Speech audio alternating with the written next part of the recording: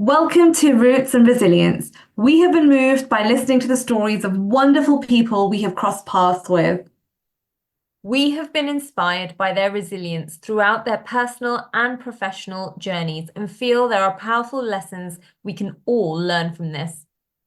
I'm Tejal, and alongside my sister and co-host Nehal, we hope you enjoy listening to this episode. Okay, hello everyone. Welcome to this week's episode, and we are absolutely delighted to have Dr. Flo King with us today. She is a dentist who started running at the start of lockdown as a way to stay active when she couldn't play sport. Unfortunately, like many others, became obsessed and used it as an unhealthy way to lose weight, which led to an eating disorder. When she was recovering from the eating disorder, she didn't want to stop the running as she realized it was helping with her general mental health. So did a 500-day run streak until she was back to a healthy place. Running reignited her love for being in nature and on the trails. She started a bit of racing, kept coming second, and somehow found out she was pretty good over long distances, and finally won an ultramarathon. She is not on any running streak at the moment, but she joined Cardiff Runners to help improve and fell in love with the running community. I love this story. I can't wait to get into it. So without further ado, welcome to Roots and Resilience, Flo. Hi, thank you for having me on. Absolute pleasure. So let's start at the beginning. And if you can tell us a little bit about growing up when you were young, were you always sporty? Yes, so I'm always loved being really busy. So bless my poor mum, when we were kids, she had to have a this sheet in the kitchen which had like all the different clubs we'd go to each evening, and it was some dance, some sports, some craft, but I was always doing things, and I've always loved to just try lots of things, whether it was football, cricket, running, like tag rugby, like even as a very small child, just absolutely sort of loved all of it. I think, I mean, in getting deep quite quickly here, but I lost my dad when I was 8 years old, and he was incredibly sporty, and I think there was an element of feeling close to him by sort of doing a lot of this sort of exercise and sport and everything.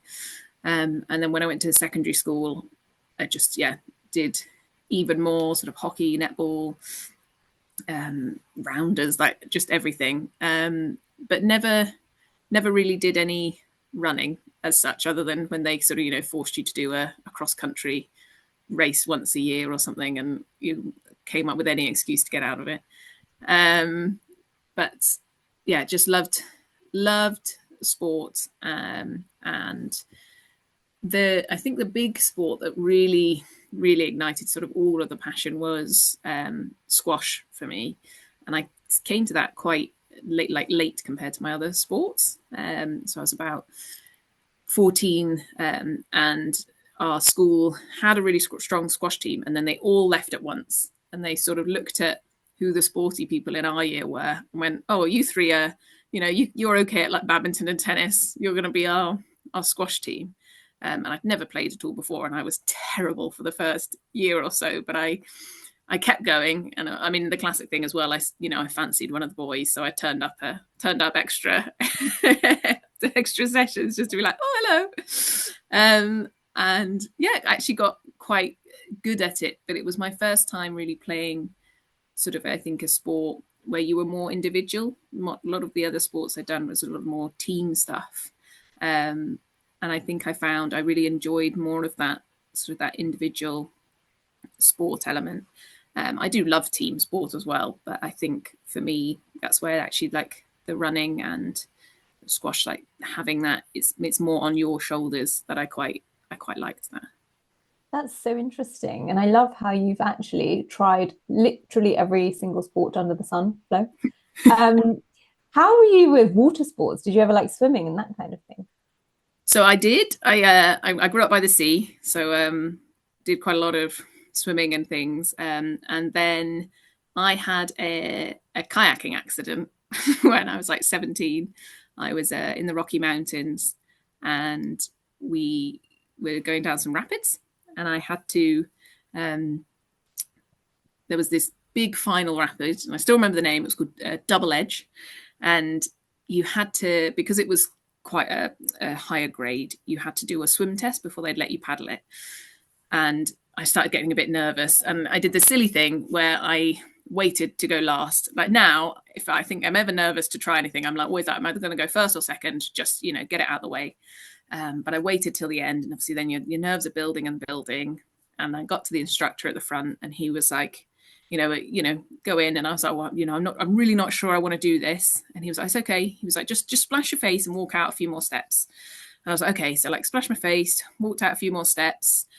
And I was like, well, no, I don't want to do it. And he just grabbed my life vest and threw me in. So I was like, oh my God.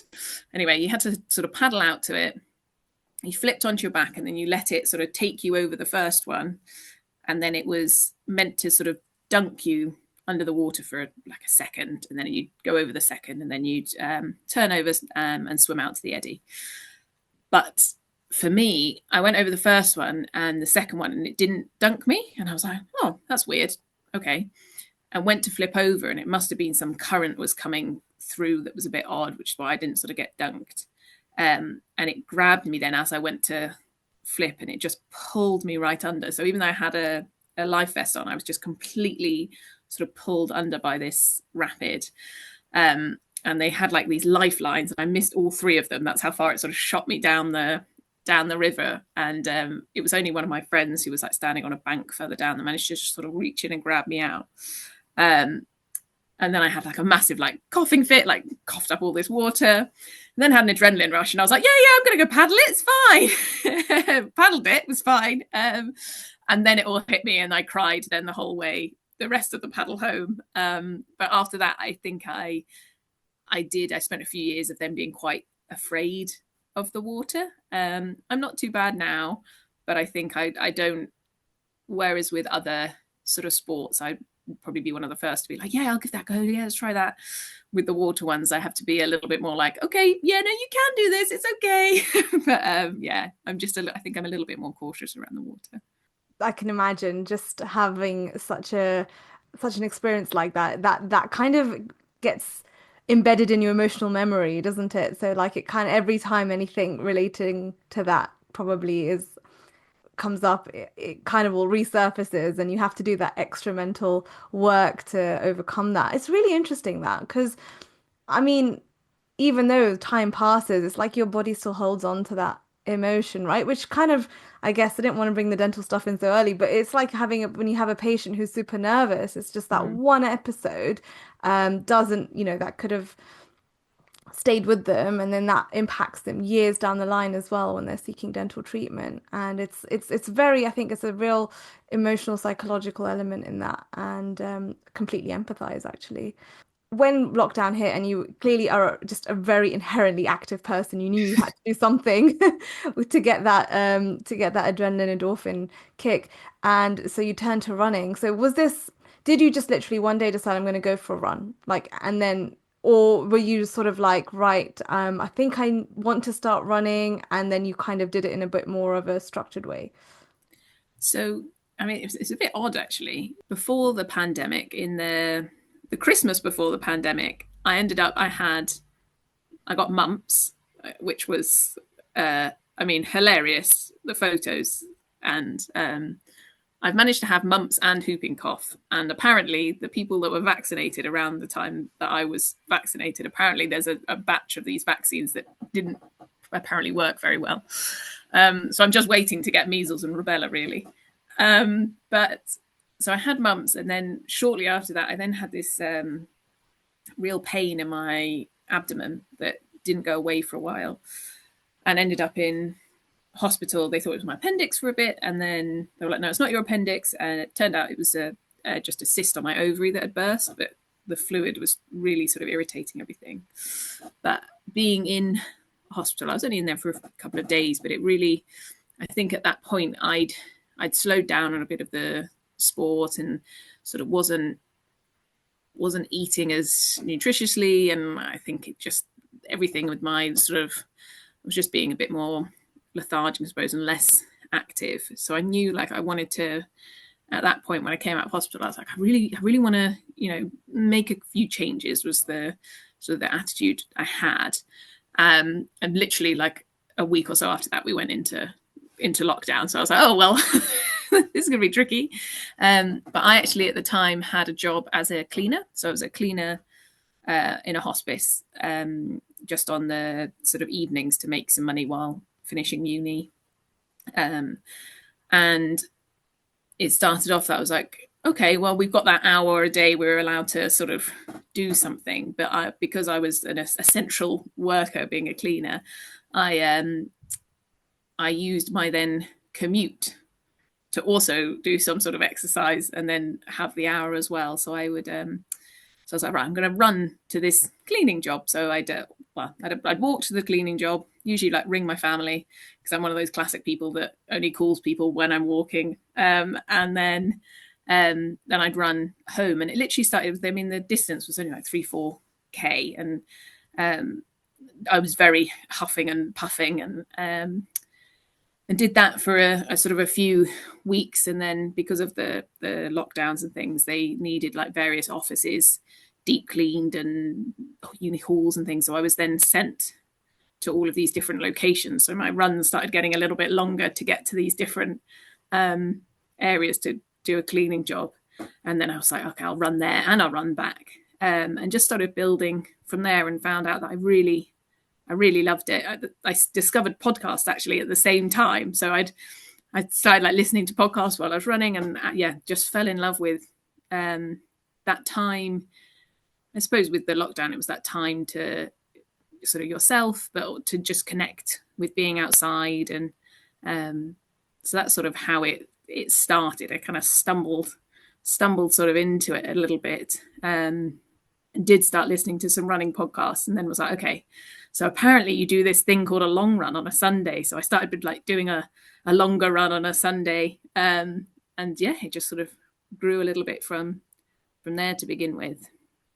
Wow, that's amazing. I have one of my best friends, she runs, she was a doctor and she runs back from the hospital. Whenever she tells me that, I'm just in awe. I can't imagine running after a day of dentistry, but maybe we do need to take a leaf out of your book. That is really amazing. And I suppose it gives you an opportunity to just vent out the day. It's like a release, I suppose, emotional and physical release, which is probably quite nice. So how long then did it take you to go from your runs to considering super long distances like marathons? So sort of, as sort of Tejal said in the start, I unfortunately got into that habit of realizing about that same time that, running, it burns a lot of calories. And I'd been very lucky that actually I hadn't really ever thought about any of that stuff as a teen. And looking back now, I can identify that a lot of my friends did, but I seem to almost be oblivious to that whole sort of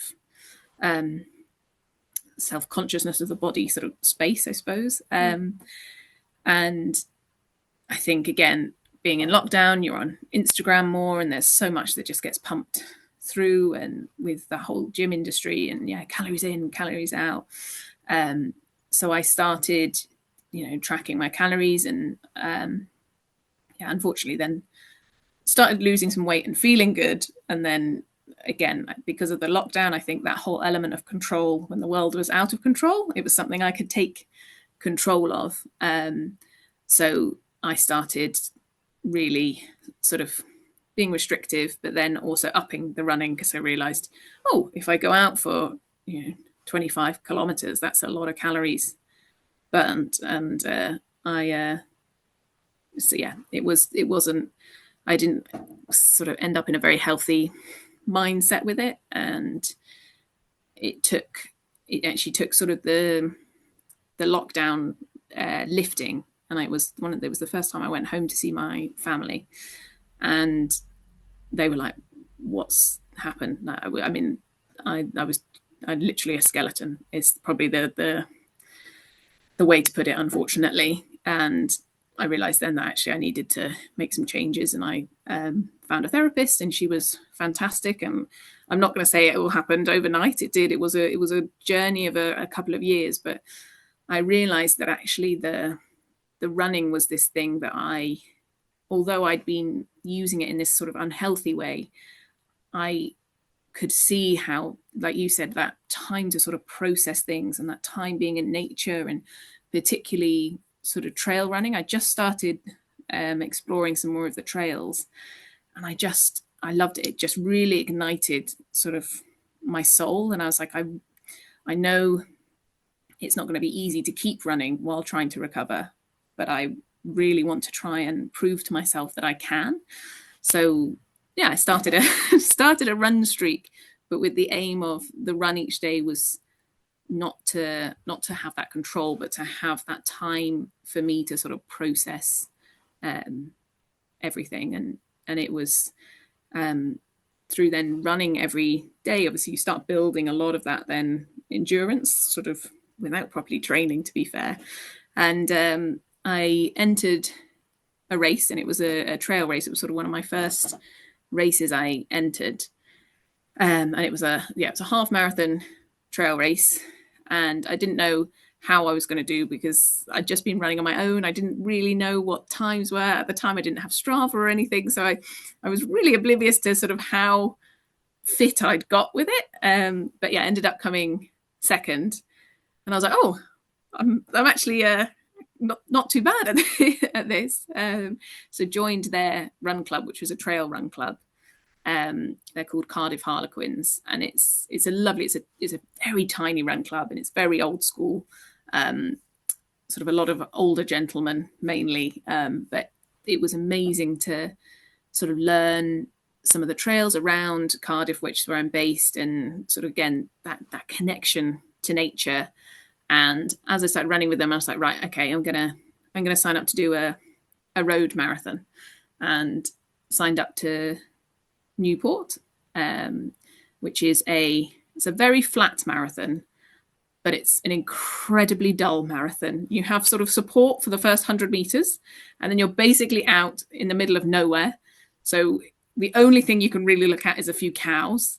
So it's a lot of mental resilience in that one. And yeah, again, I got back and I'd done quite a quick time. And it was a time that qualified me for the sort of a good for age for London, which again, at that point, I didn't really understand the sort of what the times were. And then I was like, okay, all right, I'll do London. And yeah, I was like, oh, I'm actually, yeah, I'm okay at these. And I started doing some more races, and I said had a string of coming second, which was quite funny. I never seemed to be able to never take the win, but very good at coming second. That's amazing, Flo. Thank you for being so open, vulnerable, and sharing your story. I think it's incredible. Firstly, congratulations for kind of working through such a difficult patch, and I think it just goes to show that with persistence, perseverance, like there is no overnight easy solution to these issues, whether it's related to body image or otherwise. But I think if you've got the right attitude and the will that you want to get through it, then there is so much support out there, and you can do it. So yeah, that's amazing. It seems like it's been a very organic kind of journey that you've sort of just, you're not set up being like, okay, one day I want to run the marathon. You're just kind of taking it as it comes, which I think there is also, I know I'm very keen on setting goals and things like that, and I think it's really important to have direction, whatever it is that you want to do. But in certain things like running or something you're doing just for yourself, as you said, occasionally it's just nice to just go on the journey, go with the flow, see where it takes you. And clearly, we're going to get onto it later, but you've done incredible things with that. But I've got loads of questions before that. So you mentioned Strava. Mm-hmm. I have come across it. I know it's a very popular running app. Are you still using it? And what can you say about it to educate me and our listeners? Yeah, I mean, I love Strava. I I highly recommend it as an app. Um, it's like the social media for runners in some ways. Okay. So you post, so quite you can link it up to your watch, so it like automatically then when you do a run, it sends it to Strava, and then there's a feed with all the people you follow, and their runs come up, and it's good because you can track your progress on it. So it'll show you like how many kilometers you've done that week. It's got recently put a new AI function, so which can be quite sassy about the runs you've done, but sometimes it's quite nice and motivating. So is it like something that logs basically all your runs? Yes. So what's Okay. lovely as well, it'll come up with like, this was the run you did last year, and you can put photos to your runs, which I really like, particularly like with the trail running. So I'll put some nice photos and things. And So trail running, basically, just to clarify, it means it's off-road running. yes, yeah. So there's different. So you've got road running, which is the big sort of half marathons. You've got sort of track running, which is more, what you see in the Olympics around a track. Then you've got trail running, which it tends to be sort of that muddy, again, like on a trail through some woods or through some fields. It can have some elevation to it as well. And then you have what's known as fell running, which is very old school running. I also enjoy this, but it's usually on a Saturday afternoon. They've picked a mountain, and you run up the mountain and you run back down the mountain. You sort of are given a direction, but you're allowed to do what you want and things. And it's usually very steep and very muddy, in all honesty. So with the trail running, are these predefined trails, or is it just kind of you find your trail as you run? It really depends. So usually it would be a predefined trail. Some races where they've got more like orienteering, so you could go and sort of do what you want. In general, it tends to be like a predefined, but sort of like linking different bits as well. That's what's quite fun. So would you do this in a group? Yeah. So I do trail running on my own, but I also do it in a group, or so there's trail races. Right. Okay.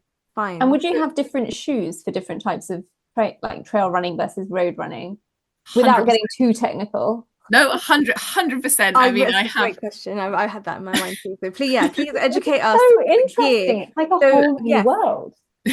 So yeah, you've got a lot of different shoes. I have quite the trainer collection. So you can have trail shoes, which they've got like more of a lug on the bottom, so you've got that grip in the mud. I mean, for fell races, they're sort of a specific type of trail shoe where they've got a little bit they're a bit lighter, but again, they've got real big lugs because it's very muddy. And then sort of on the road, you don't really need that grip, and it's all about sort of that turnover. So I mean, the higher end, you've got sort of all the carbon plated shoes, which are going to give you that spring. I mean, on the track, you've got spikes, or like cross country running, which is running around fields. You've also got spikes, but a different sort of type of spike. So yeah, there's lots of different shoes. And then sort of particularly in the road running area, there's so many different types of shoes you can have in your training for that, whether it's a tempo shoe or an everyday shoe or like a racing shoe. So yeah, it's so funny with running, because when you start running, the whole thing is like, oh, it's so cheap, you can do it anywhere, anytime, like you don't need anything. And then you become a runner and you spend so much money on trainers and fancy watches and like a heart rate monitor and like actually paying for races and things. You're like, yeah, it's really not as cheap as people think it is. So true. I can imagine it being like a little bit of a rabbit hole when you get into it. So if you're a beginner and you want to start running, from what you've said, I don't think my regular trainers are going to cut it. So what do you, as an entry level, like what kind of shoe should I be looking for? I mean, the textbook line that most people would say is go to a running shop and have a gait analysis done. Okay. But in all honesty, I'm not the biggest. Maybe I probably shouldn't say it. It's a bit controversial, I suppose, but I'm not the biggest fan of the whole gait analysis thing. I think in most of the time you know your body a bit better, but I would advocate for trying different shoes, and the fact that actually some trainers are going to suit people better than others, and some brands just I mean, for example, like Hoka's are a very sort of big cushion shoe, and some people love them because they're comfy. I personally I don't like them. I find I lose too much stability and things in them. But in general, sort of if you wanted to start out, I'd go for sort of that everyday running shoe, and depending what brands you like, I'd probably, if you already have, say, a Nike, I'd probably look at sort of their Nike one. I mean, for Nike, it's like the Nike Pegasus is a really good, like, everyday running trainer. Sort of if you're used to wearing them for other things, then that's quite a nice transition. But the big thing I actually found helped me sort of get over getting niggles and things was having a trainer rotation. So when I started, I literally had one pair of trainers and I wore them every day. But what ends up happening is you wear them down very quickly, and you wear not just the underside, but like the cushioning down. And because you're then hitting the ground in the same spot every run, you get a lot of then that sort of pressure going through your sort of joints and muscles and things. Whereas when you do a trainer rotation, because each pair is then slightly different, you're that tiny bit different on each run. And I found that really helped me stop getting so many like little niggles and points there. So just having that different pair for each day, basically. Great, that's really useful. I know what Tejal's going to be asking for her birthday now, Flo. A whole list of clues. Yeah. So, okay, if you're running, right, and you get hungry, what kind of snacks do you pack in your running outfit? How does that work? So I'm very good at the fact that I can eat and run straight away, which a lot of people can't do, but I love morning running, and I literally will get up, I'll have porridge and a coffee and go straight out the door. Whereas I know lots of people, they need a good like half an hour, after that before they can go on a run. Then on a sort of a longer distance run, it depends what I'm doing. Sort of if it's a race like a marathon, then I tend to just stick to the gels, which are effectively like a sugary, watery, with specific ratios of glucose and fructose in them. And I 100% would say if you're ever going to use gels, practice with them, because they can give you a funny tummy. But if I'm on a trail run, then I like to eat, I tend to like to eat real food rather than gels. So I kind of like energy balls or naked bars, Trek bars kind of thing, like flapjacks and stuff. If you get into like real ultra running, quite often like salty potatoes are a really good thing to take with you, because you want to keep your salt up and then you got that carb. So I have gone on runs where literally I've had some salty like roasted potatoes just in a bag and just snacked on them. Which So this probably sound like a really basic question, but like, will you eat it while you're running, or will you pause, eat whatever you fuel up, and then carry on? So I tend to eat while I'm running. It depends sort of person to person. So like when you're doing a big ultra race, they'll have like checkpoints. And sometimes people will like to come into the checkpoint, sort of properly stop, refill their water, take on some food, and then get going again. I personally just really like to keep going. So I'll always sort of eat while I'm running. But it might be that there's a hilly section where you're walking. So I'll tend to maybe have something at that point rather than on a really quick downhill. I'm going to throw it all in my face. So. And when you say ultra, what kind of distances are we talking about? If you just kind of run us through marathon, ultra, what does ultra mean? So a marathon is 26.2 miles, or equivalent to 42.2 kilometers. And an ultra is basically anything over that. Most of the time, sort of 50 kilometers is sort of like a baby ultra, sort of that first step into it. Then you have like different distances above that. And then the next sort of big jump would be like an 100-kilometer one. And then 100 milers are the sort of the big ultras. And then you can do their epic, like 250. And I mean, they are absolutely crazy. And the furthest I've done is only 75 kilometers, but I'm hoping on one of my bingo card things for 2025 is I really want to try and do 100 kilometers. So I don't think you should say just 75, because there's some Not only, yeah. There's many people, including us, who don't actually know if they could even do like 10% of that. So I think sometimes when you're probably in it and you're surrounded by a community of really enthusiastic runners, and it can be very easy to think, oh my goodness, like I'm such a baby runner, or I could, but like, Flo, what you're doing. And I think that's how we got into this conversation in the first place. The way you just mentioned you did an ultra marathon when we spoke last, you just mentioned it so casually, like you'd gone for a jog, and I had to pause you to say, hang on a second, what is an an ultra marathon. It is incredible. Before you were talking about doing that Newport race where there was just a few cows and barely any support, and it becomes very lonely and difficult, and you have to really trying to dig deep to mentally get through it. So what is going through your mind when you're just like, this is hard, or your body's telling you like to stop? Like how do you deal with that, and what gets you through? So I'm quite a naughty runner in some ways because I love running, listening to podcasts, even in races. So I will tend to always have my headphones, unless I now do shorter races without them.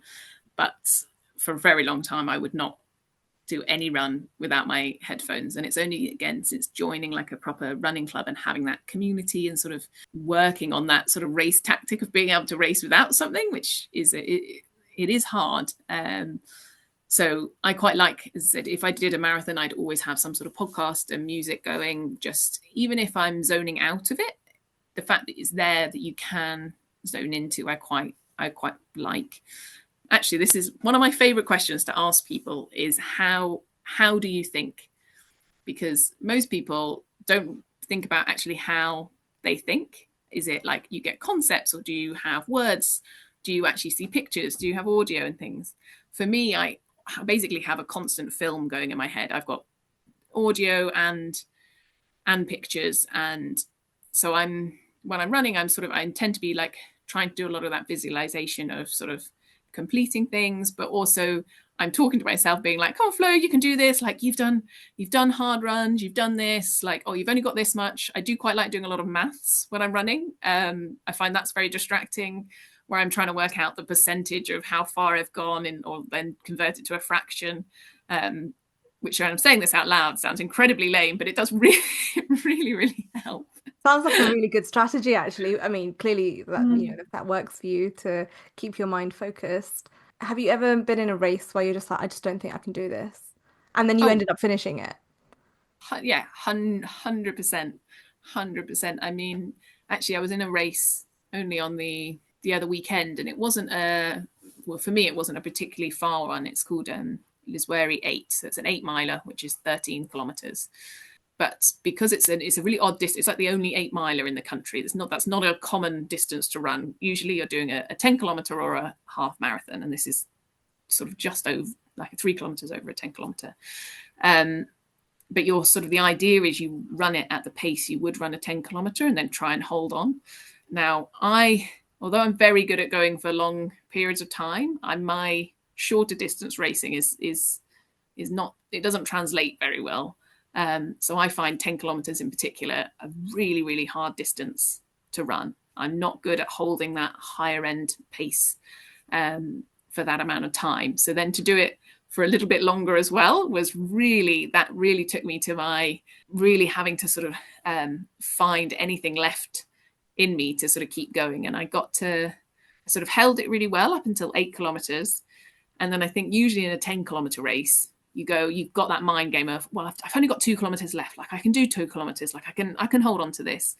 Whereas in this race, you get to 8 and then there's 5 to go. And my head went, oh, yeah, you can't do 5. Like you can't hold this. And my time started sort of really dropping. And I had to sort of say to myself, like, it's okay. You can slow it down. We are going to get there. You don't need to keep pushing. Like just keep putting that one foot in front of the other.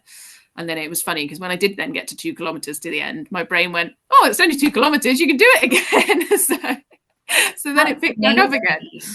That's amazing because it's actually, especially because it's kind of a solo sport, and like you said, it's just you. Your self-talk to yourself is so important Oh in gosh, yeah, it's everything. telling you, in lifting you. It's everything. It's amazing. It's amazing. It's amazing that you're looking after, obviously you're running, your body keeps running, but your mind is actually, you have to control your mind as well.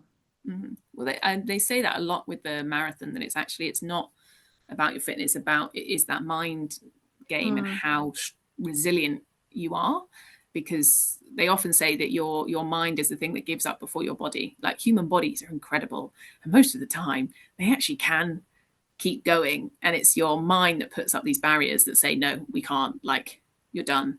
And I know it's got a bit of a tangent here, but I get told quite a lot when I finish races that I look pretty good. Like they're like, you don't look like you've run. And I also wonder to myself, I'm like, maybe I could push myself more because I finish and I tend to have quite a bit of energy. I'm still quite smiley. Like I don't look too sweaty or sort of out of it. And I'm like, is that I'm not very good maybe at pushing past that pain barrier? I don't know. Have you ever had a coach then, a running coach? So I had a PT for a little bit, who was also a running coach. So he'd write me a running plan. Um, he was, yeah, he was really useful. And again, it taught me a lot about sort of doing those like interval running or tempo running. So sort of mixing up your week. So it's not just all the same speed, you're changing speeds at different points and how to sort of split things up. So you've got some recovery as well. So that did really help. So I had that for like a year, but I sort of towards the end, I realized I sort of had picked up that knowledge and I was like, for me, I don't really struggle with motivation, which is what a coach is very good for, like motivating you to make sure you go and do that session. Whereas I quite happily will go and do a session. So I was like, actually, I think I didn't have the value in it towards the end. But What motivates you, Flo? To go out and do a run. Yeah, what is your motivation? I always say I'm a much nicer person once I've been for a run. I do appreciate that if I haven't been for a run, I can definitely be a little bit more snappy and less positive about life. But so sort of I know that about myself, and I know that the minute I get outdoors, everything just feels a bit sort of lighter, and I am highly competitive as a person. So I also do really like that, being able to sort of push yourself. And I think it's really interesting because there's a lot of, in sort of my running clubs, a lot of dentists and doctors. And I think there's a real correlation between people who clearly were quite academic at school, where you've had that thing where you've been able to sort of judge yourself in exams and things, and done, obviously getting into dentistry and medicine, like you've clearly been able to do quite well at that. And then obviously once you finish all of that, you don't have that driver unless you sort of go and look for something else. And it is funny that I think a lot of those types of people find running because you've got that data there and you can push yourself and sort of you can achieve those races a bit like you achieve like getting that grade A in an exam. Yeah, So that's so interesting. That is really interesting. I think there are a lot, well, I think there's a lot of, I think the dental community are into fitness in some way, shape, or form. And for some people it might be like the gym is that there's their thing where they're really they're really invested in and for those same reasons perhaps. And running could be again another outlet for that. But I guess it's a healthy way of channeling that sort of competitiveness as well, which is awesome. Right. So any other apps you recommend? So apart from Strava, any other apps for running, or especially if you're early in your running journey?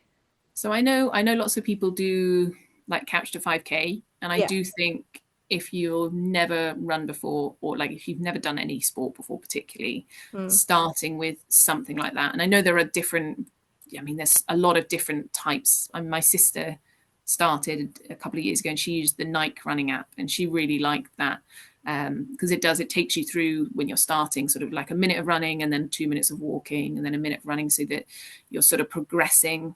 Mm. I bet you're not pushing yourself, because I think one of the big problems is people go out on that first run and they try to run far too hard, and then they get back and they're absolutely destroyed and they're like, I'm never doing that again, like it Yeah. hurts so much. And actually being able to take it back, and I think that's like when you're doing an ultra, you're not running, well, a lot of the time you're not even running, you are walking, or you're running quite slowly. So it's also, it's being able to sort of appreciate what your body can handle as well. So some sort of app like that is quite useful for beginners. I know Runner is another quite good one. That's quite good for all levels. They sort of tailor things. I did a free trial with that one for a little bit, and I did quite like some of the programming it set. But So the runner app, is it similar to Couch to 5K in the sense it gives you like a plan of what to do each day? Yeah. Right. Yeah. So you put in sort of like your goal race, or it might be that you put in, you're just like, I'm beginning and I just want to get to 5K. And then it'll take you through sort of a plan of like, you do this on a Monday, and you can add in, it's quite good at like adding in strength stuff as well. So it's not just sort of like running every day. It's got other things as well that it recommends, or like mobility sessions and stuff like that. So. Thank you for sharing that. And do you feel now with all your running, that you've changed as a clinician in any Yes. ways, as a Well, I dentist think I've changed as a person and a 100%. person? Yeah. I definitely, when I look back to who I was before I started running versus sort of who I am now, and I know over that time I probably would have changed in general anyway, but I think what I prioritize and sort of, again, I think that positivity for life has been a lot. It did as well. It inspired. I stopped drinking alcohol. So that sort of correlated with it as well, because I wanted to be able to feel fresh for a run. And alcohol was like, it was really affecting my mental health. And I hadn't really realized how much it was, sort of how low I'd get after I drink sort of anything. So that was a big sort of positivity thing with it as well. And I think as a clinician, being able to have that decompression, I think I don't hold on to too much sort of stress as I did before. Don't get me wrong, I definitely, if something's going wrong in a session, I will be like, but I'm quite good at actually then, instead, when I get home, I might go on a run and I can sort of Flush it out your system. yeah, definitely. And then Yeah. the next day I'm not holding on to that stress still, whereas definitely before, I think I would have carried that through for a good few weeks, and it probably would have let it keep building and letting things build on top of each other until I got to a point where I was like, so yeah, having the outlet's good. I think that's really healthy. And I think as if you're in any kind of high stress profession or work, and I think, well, actually in any sphere, you're probably going to face stressful times, but having a means that helps you get through that, I think it's really important. And it could be running, may not be running, but I think just having that and knowing what it is that works for you is super, super important. Can we talk a little bit about nutrition? I know we mentioned it during the race, but in general, I know you're a fellow vegan. So tell us a bit about why you're vegan, when you decided to transition to a vegan lifestyle, and how does that link with your running? So I've been veggie my whole life, and my parents weren't. It was not a. It was more of a. They tried to give me meat, and apparently I just wouldn't eat it, and they were like, "Fine, you can be vegetarian then." So I grew up veggie, and I didn't. I think it very quickly becomes so much a part of your identity, even as a small child. You're so used to being like, no, I'm veggie, like I'm not eating those sausages or whatever.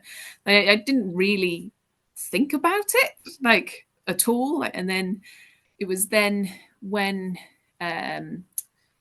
sort of as at uni, and my partner at the time found out that he couldn't have dairy. And I, at the time, was addicted to cheese. Like, and I will hold my hands up. And I used to also have eggs probably like 3 times a day. So I was very on the dairy bandwagon. But he found out he couldn't have dairy. So I was like, okay, well, I'll make us some meals and they'll be veggie without milk in. So I started like looking up recipes and things, and quite enjoyed then sort of doing some of this cooking. And I literally, it was a complete whim. It was in the summer holidays, and I said to myself, okay, for this August, I'm going to go vegan just for a month. I'm just going to try it, because I was like, I'm already not having in these meals the dairy or any meat anyway. So I was like, let's properly try and do it for a month and see what it feels like. And then within that month, because I was then looking up sort of vegan recipes, the algorithm, it starts sending you all of the different memes about actually like how much CO2 you're saving, and these are the animals and all of that stuff. And I really hadn't looked into a lot of that at that point. But it was amazing. And actually, I was then like, wow, I can really see why you'd want to do this. And I was then feeling also better. I used to I used to be someone that had to have a nap every single afternoon. And then once I gave up dairy, I no longer needed to nap. And it was just clearly my body was just struggling so hard to digest these very dairy heavy lunches that after lunch I'd just be like, no, I'm just going to go to sleep for a couple of hours. So yeah, I started feeling then a lot better. And then I was like, I'm going to keep doing this. And then persuaded my partner to also do it with me. And yeah, it was then very easy because you're both in the house sort of eating vegan. And yeah, just fell more and more in love with it. And again, it becomes then part of your identity. You're like, oh, what's that? The vegan one. And I think as well, it came at a time, it was probably just before the big boom of veganism. But then when that came in, and it was then even easier to do it. And I mean, growing up vegetarian, I remember going to restaurants and literally the only thing you could have was chips and a salad, or maybe a margarita pizza. That was it. So then to be able to go to these restaurants and there was all these plant-based options, it was like, wow, I can do this. This is great. So that's my vegan story. And so presumably you were following a vegan diet before you got into running, by the sounds of it. Yeah, so Okay. only probably a year or so before. Okay. So yeah. Wow. I think for a lot of people, having a vegan lifestyle generally can automatically feel like it's an unhealthy thing to do, but you're like living proof that leading a vegan lifestyle, you can seriously be super fit and healthy and physically has no bearing to your health in that sense. So Yeah, no, it's funny. I again, this is going to sound very lame, but for my birthday this year, I treated myself to a blood test because We do that all the time, Flo. yeah, we do that all the time. I love it. I was Yeah. like, right, I'm gonna pay to get a full blood screening done. That was my I really Christmas want to know. present to myself. Great, I think it's the best. I was like, you need to know. I literally made a spreadsheet the other day with my vitamins and minerals, just making sure you know what's going on, and ordered supplements.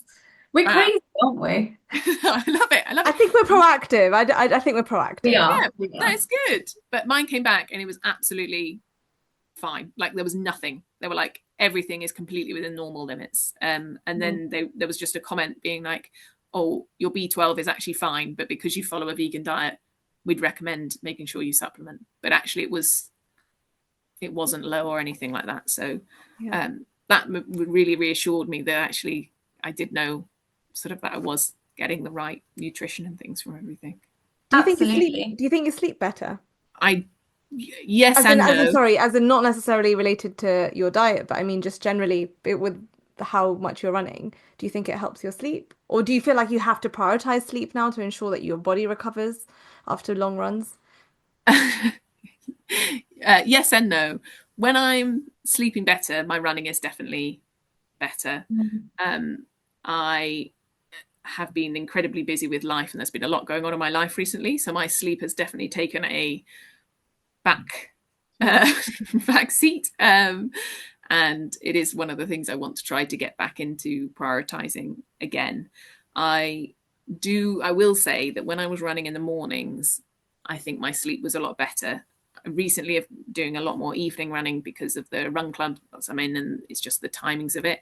And I do notice I needed actually quite a bit of time afterwards, because your endorphins are sort of all up and things, that it does take a little bit more to make sure after that you do really wind down to then go to sleep. Whereas when I was running in the mornings, like actually you wake up and then you feel good for the day, and then you were then more tired in the evening. I think I did sleep better in that pattern personally, but I suppose, yeah, different for everyone there. Yeah, That's no. amazing. And you know, being all women, I'm sure all our female listeners are wondering, do you still feel like running if you're on your period?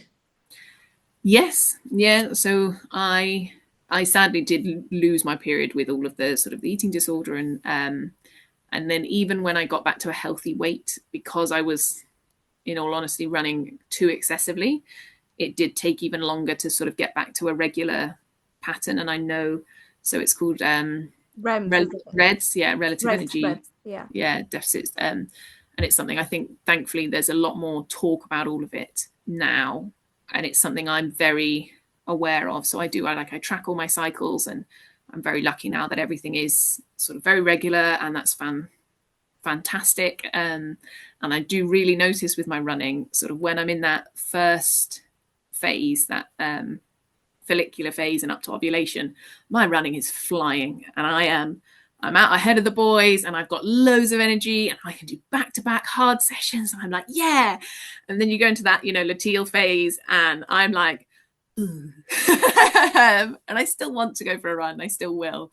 But I really notice that if I'm trying to push it on those runs, quite often I'm not getting the same numbers that I would have done otherwise. And I do have to really say to myself, like, actually, you don't need to take this hard. Like, let's step it back. Let's make it an easy run. And I will always still sort of go out. But it might be that I shorten it, or I add in a couple more like yoga sessions or something that week as well. When I'm on my period, I'm quite lucky. I don't really have too many sort of symptoms, as it were. So I find it quite easy to then keep running. And actually, I tend to be starting to feel a bit better at that point in how much I can do.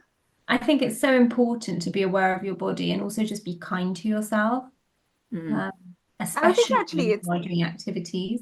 Sorry to interrupt, Nihal. Yeah, no, I was just going to say, I think it's super important to be tuned into yourself, be kind to yourself.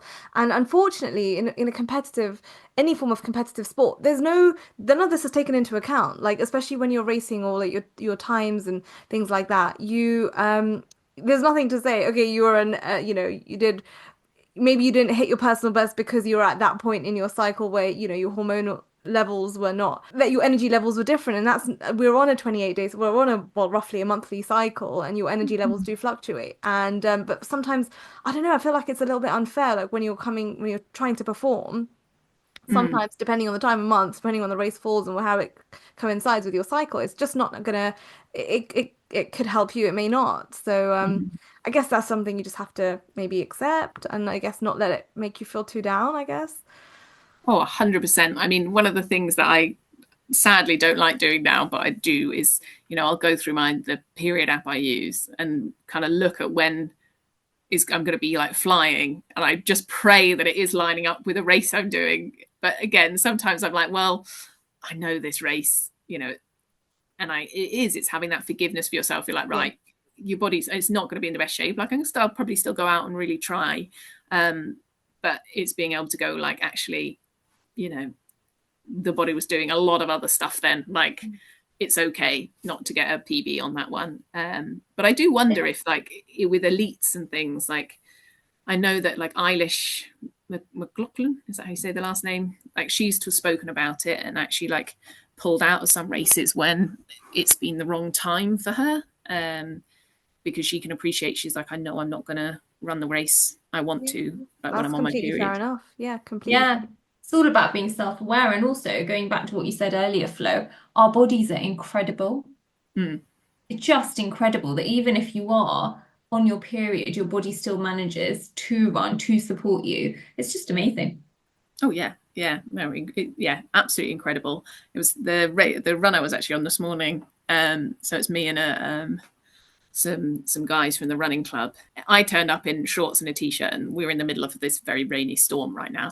But I get quite warm, and there's a part, I think, of being female and having that a little bit more fat that sits everywhere.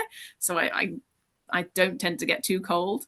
I quite like dressing for the run that I want rather than the weather that is actually there. But also, I just think females, we're just that little bit more hardy. Like, the boys were like, oh, it's so cold. And I was like, it's really not that bad. Love it. I love that. I love that. And I love the fact that, the weather just doesn't stop you. I think a lot of us can fall into the kind of trap of, oh, it's a bit gloomy, it's a bit cold, it's a bit rainy, it's a bit windy, it's a bit too icy, might not be safe.